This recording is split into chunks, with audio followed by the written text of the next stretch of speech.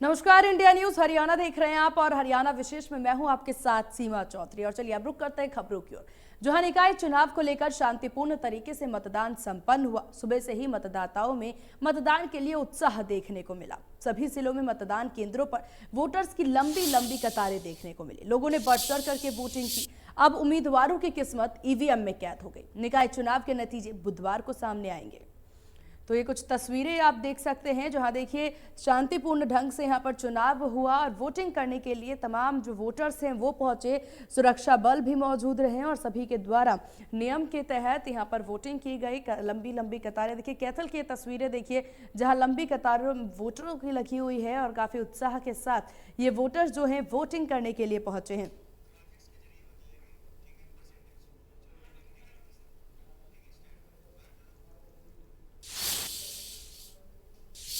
और चलिए अब आपको ग्राफिक्स के जरिए बताते हैं कहां पर कितना प्रतिशत मतदान हुआ है और एक एक करके आपको तमाम जगहों के बारे में बताते हैं कहां पर कितना मतदान हुआ है।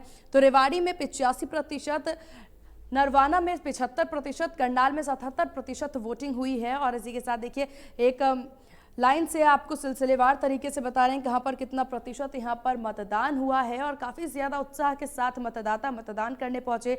बात कुरुक्षेत्र की जाए तो 71.6% मतदान हुआ। सोनीपत में 69.3% मतदान और रानिया में 81.8% यहाँ वोटिंग जो है वो हुई है। तो शहर की सरकार के लिए देखिए वोटिंग शुरू हो गई है और काफ़ी ज़्यादा उत्साह के साथ जनता जो है वोट करने के लिए पहुँचे, वोटर्स जो है वोट करने के लिए पहुँचे। और कुछ इस प्रकार से प्रतिशत यहाँ पर वोटिंग की रही है कि इस प्रतिशत से ही साफ जाहिर हो रहा है कि किस हद तक वोटर्स जो हैं वो उत्साहित नजर आ रहे हैं। करनाल जिले की 4 नगर पालिकाओं के लिए मतदान हुआ। जिले में करीब 77% मतदान हुआ। चारों नगर पालिकाओं के लिए चेयरमैन पद पर 28 उम्मीदवार और पार्षद पदों के लिए 147 उम्मीदवारों की किस्मत ईवीएम में कैद हो गई। करनाल जिले की 4 नगर पालिकाओं के लिए मतदान प्रक्रिया पूरी हो चुकी है। शाम के 6 बज चुके हैं और अभी तक की जो जानकारी चुनाव आयोग की तरफ से मिली है उसके अनुसार करनाल जिले में लगभग 77% मतदान हुआ है। वहीं बात करें प्रत्याशियों की तो 4 नगर पालिकाओं में चेयरमैन पद के लिए कुल 28 उम्मीदवार मैदान में उतरे थे। वहीं पार्षद पद के लिए करीब 147 उम्मीदवारों ने अपना भविष्य आजमाया है। अब वोटिंग के बाद सभी उम्मीदवारों का भविष्य जो है ईवीएम में कैद हो चुका है। हम इससे देख सकते हैं कि ये एक पोलिंग बूथ है जो अब बंद कर दिया गया है क्योंकि 6 बज चुके हैं और अब जो है ईवीएम मशीनें यहाँ से स्ट्रॉन्ग रूम में ले जाई जाएंगी।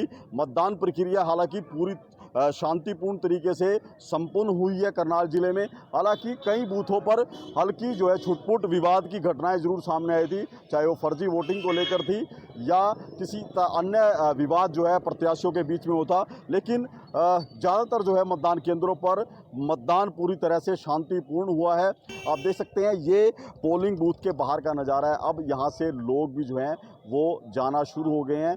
जिस तरह के बूथ जो है प्रत्याशियों ने बनाए थे वो अब यहाँ से समेटने शुरू कर दिए गए हैं। ऐसे में आज का जो चुनाव है शहर की सरकार के लिए वो पूरी तरह से शांतिपूर्ण तरीके से कहें कि वो संपन्न हुआ है और एक अच्छी भागीदारी शहर की सरकार की चयन के लिए लोकतंत्र प्रक्रिया में मतदाताओं ने की है। करनाल से महेंद्र सिंह, इंडिया न्यूज हरियाणा। वहीं सोनीपत के गोहाना नगर परिषद में मतदान शांतिपूर्ण ढंग से संपन्न हुआ। हमारे संवाददाता की ये खास रिपोर्ट देखिए। गोहाना नगर परिषद के चुनाव का जो समय है सुबह 7 बजे से शाम के 6 बजे तक रखा गया था और 6 बज चुके हैं और मतदान जो है पूरी तरह से समाप्त हो चुका है। और लिहाजा तस्वीरें आप देख सकते हैं, मुख्य गेट जो है बंद कर दिया गया है और किसी भी बाहरी व्यक्ति की आवाजाही जो है पूरी तरह से बंद कर दी गई है। जिस प्रकार से गोहाना में शहर की सरकार के तहत लोगों ने आज जमकर वोट किया और हर वर्ग के घर से बाहर निकलकर 18 साल के वोटर से लेकर 99 साल की बुजुर्ग महिला घर से बाहर निकली और घर से बाहर निकलकर उन्होंने जमकर वोट किया है। जिस प्रकार से जनता में जो है खासा उत्साह जो है वो देखा जा रहा था। हालांकि स्थानीय मुद्दों को लेकर लोग वोट डाल रहे थे और खास तौर पर इस बार लोगों ने अपने जहन में ये भी रखा था कि उनके क्षेत्र में किसने कितना विकास किया है, उस लिहाज से भी लोगों ने वोट किया है। लेकिन अगर बात करें तो जिस प्रकार से वोट प्रतिशत की लगभग जो है 70 तक एवरेज जो है पहुंचने की उम्मीद जो है जताई जा रही है। हालांकि पिछला अपडेट अभी आया है, लेकिन अगला अपडेट जो है जैसे ही होगा तो उम्मीद ये है कि 70 से ज़्यादा वोटिंग होने की संभावनाएं जताई जा रही है। सोनीपत से इंडिया न्यूज हरियाणा के लिए राम सिंह। हरियाणा से राज्यसभा चुनाव जीतने के बाद कार्तिकेय शर्मा पहली बार अंबाला पहुंचे। अंबाला में उनके समर्थकों और चाहने वालों ने उनका जोरदार स्वागत किया, जहां कार्तिकेय शर्मा ने एक रोड शो निकाला जिसमें हजारों की संख्या में समर्थक जुटते रहे और ये रोड शो करीब 4 घंटे तक चला। लो आरती ले लो आपने आरती करवानी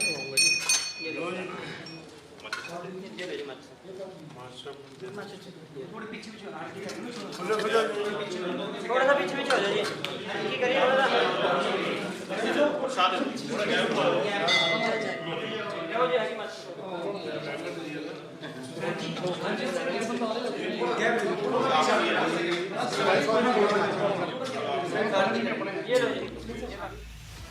रोड शो के लिए इससे अच्छी शुरुआत और क्या हो सकती थी। मंत्रोच्चार था, शंखनाद था और माता पिता का आशीर्वाद भी था। कार्तिकेय शर्मा ने रोड शो की शुरुआत नारियल फोड़कर की। मॉडल टाउन के घर से शुरू हुआ रोड शो लगातार बढ़ता रहा। सेक्टर 10 के गुरुद्वारा साहिब पहुंचकर कार्तिकेय शर्मा ने मत्था टेका। यहां उनका जोरदार स्वागत किया गया।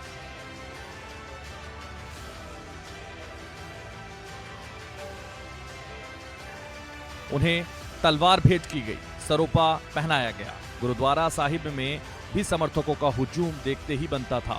यहां से निकलकर उनका रोड शो मानव चौक, अग्रसेन चौक और पॉलिटेक्निक चौक से होता हुआ अंबिका माता मंदिर पहुंचा। यहां कार्तिकेय शर्मा ने आरती में शिरकत की।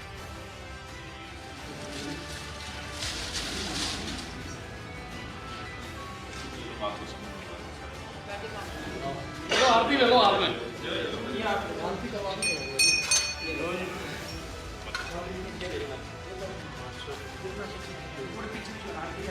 थोड़ा सा पीछे हो जाइए।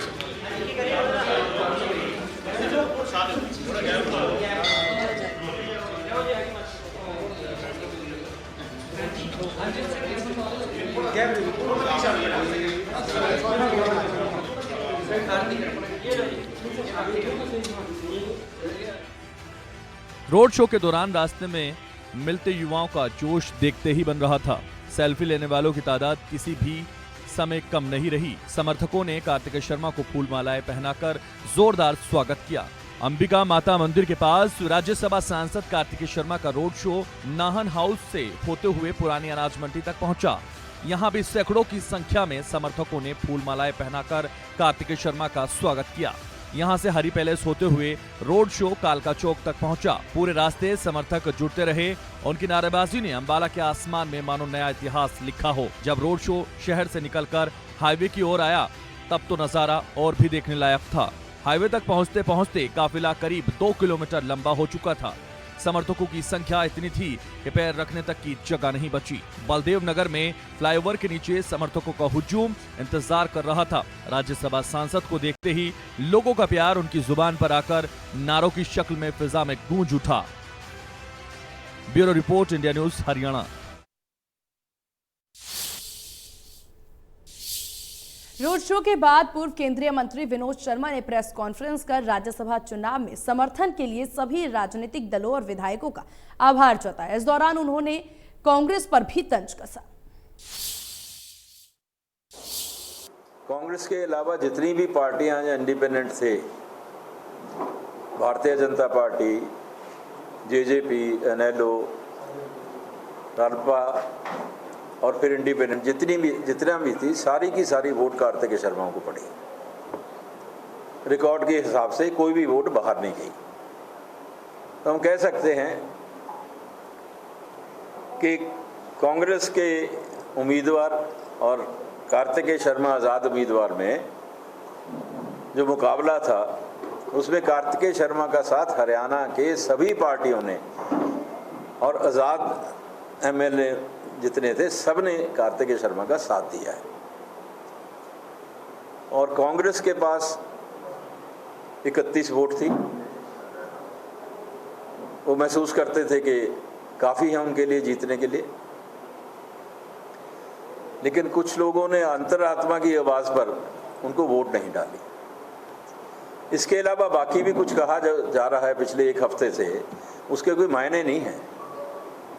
स्पष्ट बात है कि 31 में से एक ने वोट कार्तिकेय शर्मा को दी और एक की वोट रद्द होगी, तो 29 बची, 29 उनको पड़ी हैं। तो संशय कहाँ है, दिक्कत कहाँ है, ऐतराज कहाँ है? कोई इसमें क्या लुका हुआ है या क्या छुपा हुआ है इसमें? और जिन दो लोगों की एक ही वोट कैंसिल हुई है, वो नहीं कह सकते कि गलती से हुई है या उसने जानबूझ के की है। हम नहीं कह सकते कि पता ही नहीं है किसकी वोट कैंसिल हुई। लेकिन अगर जानबूझ के की है तो उसका मन नहीं माना होगा वोट डालने को। और जो कुलदीप बिश्नोई ने वोट दी है, तो वो वोट उन्होंने जानबूझ के देख के अपने मन की सुन के वोट दी है। तो चुनाव हो चुके हैं, इलेक्शन हो चुका है, राज्यसभा का मेंबर बन चुका है, लेकिन आपके पास स्टोरी रोज की रोज कोई ना कोई आई जाती। प्रेस कॉन्फ्रेंस में राज्यसभा सांसद कार्तिकेय शर्मा ने कहा कि वो राज्यसभा में हरियाणा से जुड़े मुद्दे उठाएंगे। साथ ही उन्होंने शिक्षा, स्वास्थ्य, खेल और युवाओं के लिए वो काम भी करेंगे। इसके अलावा उन्होंने कहा कि अंबाला में IMT उनकी प्राथमिकता रहेगी।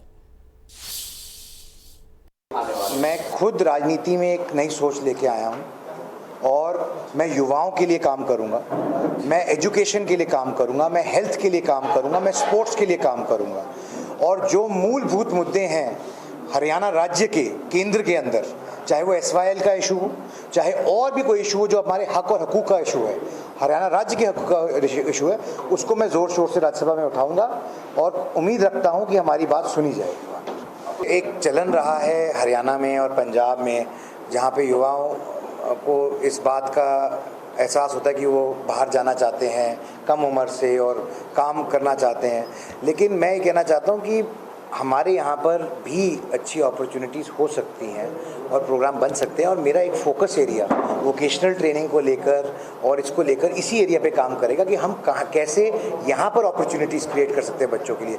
और ये सिर्फ सरकारी नौकरियों की बात नहीं कर रहा हूँ मैं। देखिए, मैं एक व्यवसाय चलाता था, प्राइवेट बिजनेस से आता हूं, तो मेरी सोच ये नहीं है कि सिर्फ सरकार के प्रति ही या सरकार से ही काम लिया जा सकता है या सिर्फ सरकार ही नौकरियां जनरेट कर सकती है। जो ऑर्गेनाइज सेक्टर है वो एक तरफ, अनऑर्गेनाइज सेक्टर और इनफॉर्मल सेक्टर जिसे कहते हैं, वो कॉर्पोरेट सेक्टर से भी बड़ा एम्प्लॉयर है, गवर्नमेंट सेक्टर से भी बड़ा एम्प्लॉयर है। तो हमारे को कहीं ना कहीं अपनी ताकत को समझने की ज़रूरत है, अपनी दिक्कतों को समझने की ज़रूरत है और उसके अनुरूप हमें सोल्यूशन देने की ज़रूरत है। और मैं इस पे काम कर रहा हूँ ऑलरेडी।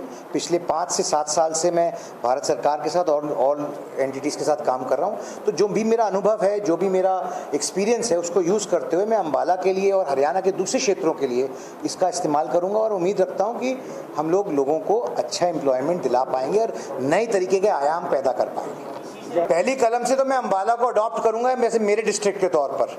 हम राज्यसभा के तौर पर मेरे को एक डिस्ट्रिक्ट अलाउड है, मेरा डिस्ट्रिक्ट अंबाला होगा। वैसे तो पूरे राज्य का प्रतिनिधित्व मेरे पास है क्योंकि मैं पूरे राज्य की तरफ से इलेक्ट हुआ हूँ। 29 MLAs ने मुझे वोट दी है, लेकिन मैं अंबाला मेरी प्राथमिकता जरूर रहेगी क्योंकि मैं अंबाला से हूँ, अंबाला का हूँ, तो मेरा डिस्ट्रिक्ट तो अंबाला ही होगा। वहीं अग्निपथ स्कीम को लेकर के देश भर में विरोध प्रदर्शन हो रहा है। इसी बीच तीनों सेनाओं की प्रेस कॉन्फ्रेंस हुई। इसमें सेना की ओर से हिंसा करने वालों को साफ तौर पर एक चेतावनी दे दी गई है। उनकी चेतावनी में कहा गया कि उनके खिलाफ FIR दर्ज होती है तो वह अग्निवीर नहीं बन सकेंगे। लेफ्टिनेंट जनरल अनिल पुरी ने कहा कि जब अभ्यर्थी आवेदन करेंगे तो उन्हें यह उल्लेख करना होगा कि वह अग्निपथ योजना के विरोध के दौरान हिंसा और तोड़फोड़ करने वाले में शामिल थे या नहीं थे। सेना की ओर से कहा गया कि प्रदर्शन करने वाले कुछ लोगों को पता नहीं है कि आखिर ये योजना क्या है, लेकिन उन्हें कुछ लोगों की ओर से उकसाया जा रहा है। वहीं वायुसेना के कार्मिक प्रभारी एयर मार्शल सूरज झा ने बताया कि अब सारी रिक्वायरमेंट जो है वो सिर्फ अग्निवीर के जरिए ही होगी।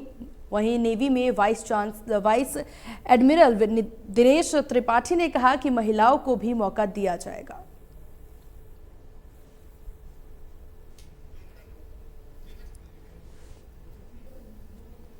तो प्रदर्शन पर सेना की सख्ती साफ तौर पर देखी जा रही है। जहां अग्निपथ स्कीम वापस नहीं होगी, एफआईआर में नाम तो नहीं बन पाएगा अग्निवीर, और साथ ही साथ उनके द्वारा यह भी कहा गया कि कोचिंग संस्थान छात्रों को भड़का रहे हैं। ये भी इस प्रेस कॉन्फ्रेंस में ये बात कही गई है और साफ तौर पर इनके द्वारा ये कह दिया गया है कि अगर जो भी लोग इस तोड़फोड़ में, इस प्रदर्शन में शामिल होंगे, उन सभी पर अगर किसी पर एफआईआर दर्ज है तो वो अग्निवीर नहीं बन सकते हैं। और जिस वक्त फॉर्म भरवाया जाएगा अग्निवीरों से, उसी वक्त जो है उनसे ये चीज लिखवाई जाएगी कि आखिरकार वो इसमें हैं कि नहीं है। ये काफी अहम बात इस प्रेस कॉन्फ्रेंस से निकल के सामने आई।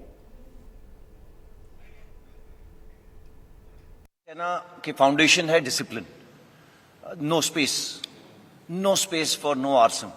एंगर आप खुशी से दिखाइए, कोई प्रॉब्लम नहीं है, वार्तालाप करिए, कोई प्रॉब्लम नहीं, but arson, vandalism, no space, just no space. देखिए, आप लोग न्यूज पढ़ रहे हैं, काफी बच्चे जो इसके अंदर पार्ट ले रहे थे वो ले लिए, उनको डाल दिया गया जेल में कई जगह के अंदर। इसका ऐसा करा जा रहा है कि हर एक इंडिविजुअल जो हमारे साथ अग्निवीर स्कीम में जुड़ना चाहता है वो अपना सर्टिफिकेट देगा, प्लेज करेगा कि उसने ना तो किसी प्रोटेस्ट में हिस्सा लिया है, ना ही किसी तोड़फोड़ में हिस्सा लिया है। ये प्रावधान करा गया है। अब सारी रिक्रूटमेंट सिर्फ अग्निवीर के थ्रू ही होगी।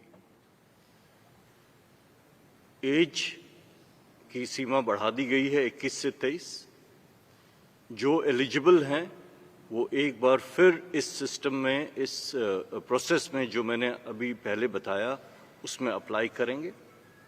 2 साल एक लंबी अवधि होती है, मेडिकल कंडीशन उनकी वगैरह, तो इनका एक बार फिर से स्क्रीनिंग होगा, फुल प्रोसेस, एंड उसके बाद ही एयरफोर्स में चयन किया जाएगा। हमारी नौसेना ने डिसाइड किया कि समय आ गया है कि अग्निवीर तहत के इस स्कीम के तहत के अधीन हम लोग वुमेन सेलर्स भी भर्ती करेंगे और हर ट्रेड में भर्ती करेंगे, which will include these Agniveers who will go to सी।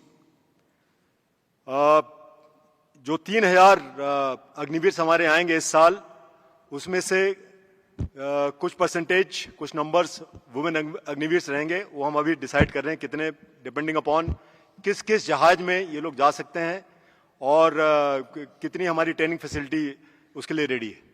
ये अगले कुछ दिनों में नंबर भी हम बता देंगे।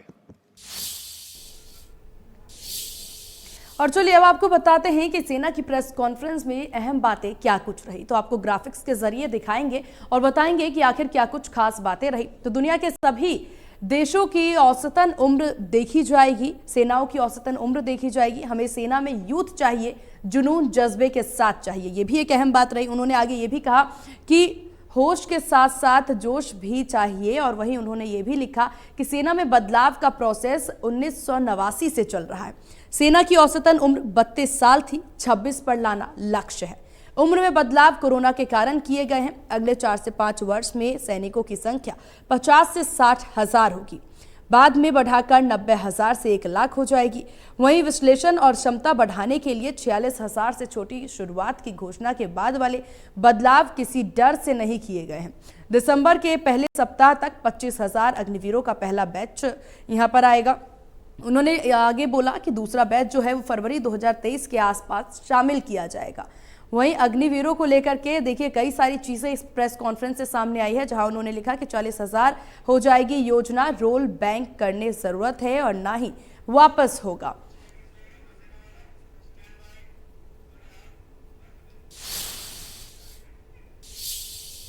वहीं देखिए अग्निपथ योजना के तहत नौसेना में वीरांगनाएं भी शामिल होंगी। जी हां, यहां पर कहा गया है कि नौसेना में वीरांगनाएं भी शामिल होंगी और ये साफ तौर पर कह दिया गया है कि महिलाओं की भी भर्ती ज्यादा से ज्यादा यहां पर होगी। तो अग्निपथ योजना के तहत महिलाओं की भी होगी भर्ती और ये साफ तौर पर कह दिया गया है 21 नवंबर से पहला नौसैनिक अग्निवीर बैच शुरू हो जाएगा और इसमें महिलाओं की भी भर्ती की जाएगी। ट्रेनिंग इंस्टीट्यूट INS चिल्ला ओडिशा में होगी और उसके बाद महिला पुरुष दोनों अग्निवीरों को जाने की इजाजत इसमें दी गई है।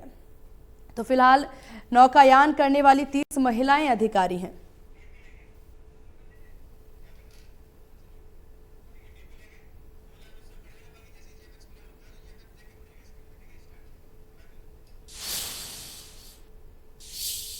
और आइए अब आपको दिखाते हैं अग्निपथ योजना में 14 जून को घोषणा के बाद से अब तक क्या कुछ बदलाव यहां पर आया है।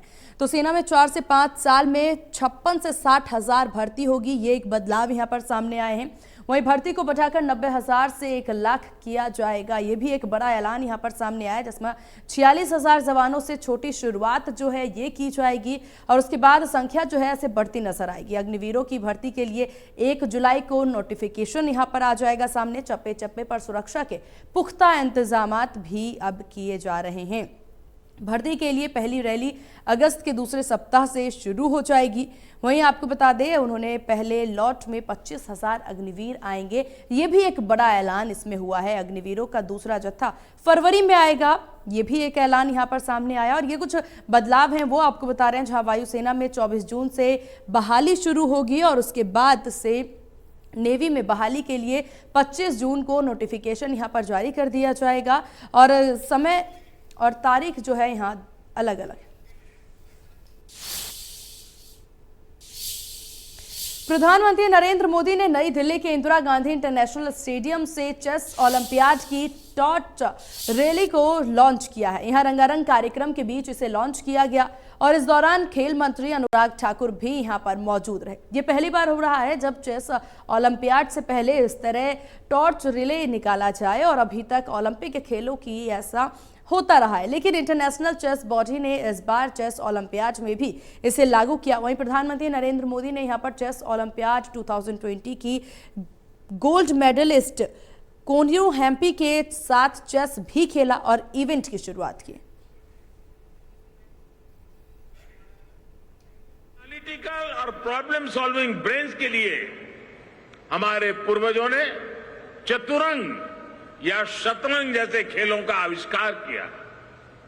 भारत से होते हुए शतरंज दुनिया के अनेक देशों तक पहुंचा और खूब लोकप्रिय हुआ। आज स्कूलों में चेस युवाओं के लिए, बच्चों के लिए एक एजुकेशन टूल के रूप में भी इस्तेमाल हो रहा है। शतरंज सीखने वाले युवा अलग अलग क्षेत्रों में प्रॉब्लम सॉल्वर और इन्हीं खबरों के साथ हरियाणा विशेष में बस इतना ही। बने रहिए इंडिया न्यूज हरियाणा के साथ। नमस्कार।